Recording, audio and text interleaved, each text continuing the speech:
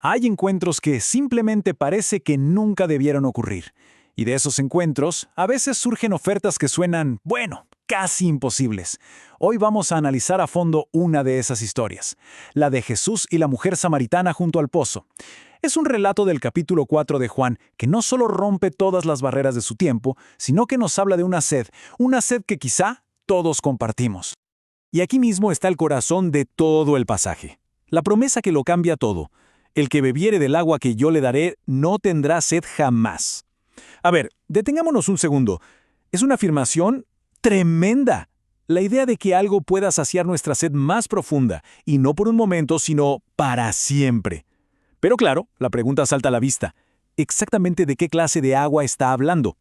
Para poder captar la magnitud de esta oferta, primero tenemos que hacer un pequeño viaje en el tiempo. Porque, ¿les digo algo? De acuerdo a todas las normas sociales y religiosas de la época, esta conversación era sencillamente impensable. No debió haber sucedido. Muy bien, entremos de lleno en ese contexto. Estamos en Samaria. Y para que nos hagamos una idea, Samaria no era un lugar neutral. Era un territorio cargado de historia, de hostilidad. Un lugar donde las barreras entre la gente eran de verdad muros altísimos construidos con siglos de enemistad. Miren, el conflicto entre judíos y samaritanos no era una simple disputa de vecinos. Era un odio visceral, amargo, con unas raíces históricas súper profundas. Estamos hablando de una animosidad que venía de generaciones y que definía absolutamente toda su relación. Básicamente este gran problema tenía dos frentes. Por un lado, el tema de la herencia. Para los judíos, los samaritanos no eran puros, se habían mezclado con otros pueblos tras la conquista asiria. Y por otro lado, que era quizá hasta más grave, estaba la religión. Los samaritanos levantaron su propio templo para competir con el de Jerusalén y además solo aceptaban una parte de las escrituras. O sea, en resumen, eran rivales en todo. Y es justo en medio de este ambiente tan tenso que empieza la interacción. Y lo primero que hay que entender es que Jesús no llega a Samaria por accidente. No. Su viaje y sobre todo su primera petición a esta mujer fueron actos 100% deliberados. De hecho, en el texto original griego hay una palabrita clave, edei. Y esto es fascinante. No se traduce simplemente como un tenía que o debía. Implica una necesidad divina, una compulsión del destino. Algo que tenía que suceder sí o sí. Esto nos deja clarísimo que su viaje a Samaria no era para tomar un atajo, era una misión para derribar una barrera y ofrecer algo completamente nuevo. Y la reacción de la mujer, su reacción lo dice absolutamente todo. Su asombro es total. ¿Cómo tú, siendo judío, me pides de beber a mí, que soy mujer samaritana? Y es que en esa pregunta está resumida toda la atención. Pensemos. Un hombre, judío, hablándole en público a una mujer, ¿y samaritana? Cada uno de esos puntos era romper una regla social y religiosa importantísima de la época. Entonces, lo que empieza como una simple petición de agua del pozo, de repente se convierte en la puerta de entrada a algo mucho más grande, más misterioso. Jesús le habla de un agua viva. Y ahí es donde la historia da un giro y nos deja con la pregunta central de todo este pasaje.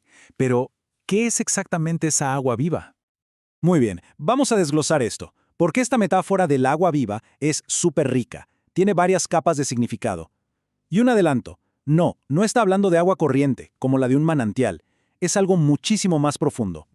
A ver, según el análisis del texto, esta agua viva tiene 3 características clave. Primero, su origen, es divina, viene directamente de Dios, la fuente de toda vida. Segundo, su naturaleza, es un regalo, un don, o sea, se da gratis. No es algo que uno se pueda ganar. Y tercero, su acceso. Es para todos. Está disponible para cualquiera que la pida. Fíjense qué oferta tan radicalmente inclusiva. Y aquí la conversación vuelve a dar un giro. La mujer, que sigue bastante escéptica, como es lógico, le lanza un desafío a Jesús. Y esa pregunta lo lleva a él a hacer una afirmación sobre su propia identidad. Una afirmación que va más allá de cualquier tradición. Y ¡ojo! La mujer capta al instante lo que Jesús está implicando. Entiende perfectamente que al ofrecer un agua superior a la de ese pozo histórico, él se está posicionando como alguien superior al mismísimo patriarca Jacob. Jacob, una figura sagrada para ambos pueblos. Por eso lo desafía de frente. El contraste que se plantea aquí es brutal y es la clave de todo. Por un lado tenemos el pozo de Jacob. Representa lo físico, lo temporal, la tradición. Te da agua que calma la sed por un momento. Pero por otro lado está el agua viva, y esta representa lo espiritual, lo eterno, y a una persona divina que está por encima de la historia. Ofrece algo que sacia la sed para siempre. Y todo esto nos lleva directamente a la última parte de nuestro análisis, que es donde se explica el propósito final de esta agua viva. Y vamos a ver cómo se conecta con una experiencia que es universal para el ser humano. A ver, calmar la sed física es relativamente sencillo, ¿verdad? Bebemos algo y listo. Pero, según este análisis, todos los seres humanos tenemos otro tipo de sed. Una sed mucho más profunda, una sed espiritual, un anhelo interior que las cosas materiales simplemente no pueden satisfacer. ¿Y qué es esa sed espiritual? Bueno, es esa búsqueda de propósito, de sentido para la vida. Es querer encontrar una satisfacción que de verdad llene ese vacío que a veces sentimos por dentro. Es ese anhelo profundo de encontrar paz, de liberarnos de la ansiedad y de sentir una plenitud que dure. El profeta Jeremías lo describió de una forma increíble. Dijo que la gente abandona la fuente de agua viva para cavar sus propias cisternas rotas. Intentar saciar nuestra sed espiritual con cosas del mundo, poder, posesiones, placeres, es como intentar guardar agua en una vasija rota. Simplemente no funciona. El agua se escapa. Nunca nos va a llenar de verdad. Y con esto llegamos a la idea quizá más radical de todas. La solución a esta sed no es algo externo que buscamos, sino algo interno que recibimos.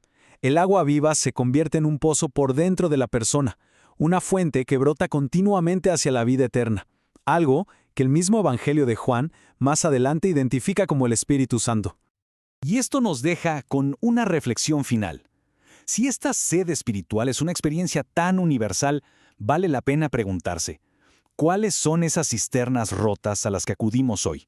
¿Dónde buscamos llenar ese vacío, intentando encontrar algo que, según este texto, solo una fuente de agua viva puede realmente dar?